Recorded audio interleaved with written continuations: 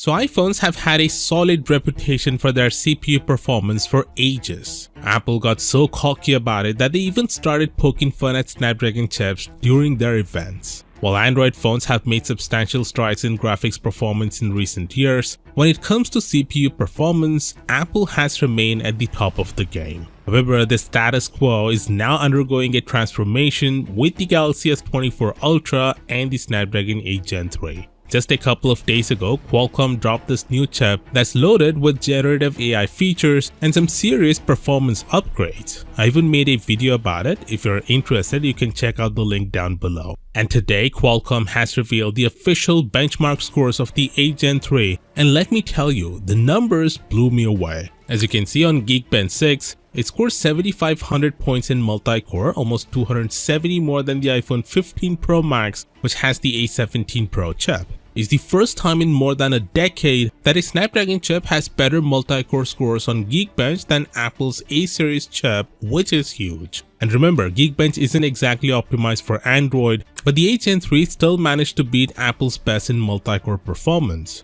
Plus, it's still a 4nm chip, while the A17 Pro plays with a better 3nm tech, making this feat even more impressive. On single core, however, the iPhone 15 Pro Max is still better. Now coming to the Antutu benchmark, which checks both CPU and GPU. The Snapdragon 8 Gen 3 straight up outperforms the A17 Pro with a whopping 44% higher score. When it comes to pure GPU tests, like the famous 3D Mark wildlife test, the 8 Gen 3 leaves the A17 Pro in the dust with a massive 31% higher score. Now you might be wondering about efficiency because let's be real, battery life is a big deal for most of us. Well, here's the scoop. The 8 Gen 3 is more efficient than the A17 Pro. The results show that the A17 Pro's GPU peaks at 10.9 watts, whereas the Adreno GPU scores higher while consuming less power at just 8.2 watts. So basically, the 8 Gen 3 chip not only performs better than Apple's latest in both CPU and GPU,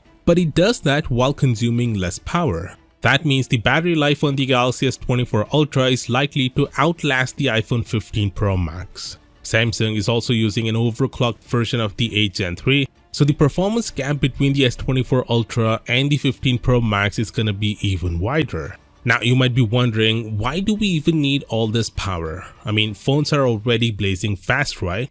Well, a couple of months ago I'd probably agree, but not anymore. You see, generative AI is the next big thing and it's already here. You can now do stuff with your phone which was not imaginable just a year ago. I mean, take for example the object eraser for videos. Right now you need to spend hours on After Effects to remove something from a video and you need to have the skill to use the software. But with the S24 Ultra you can do that with just a tap of a button.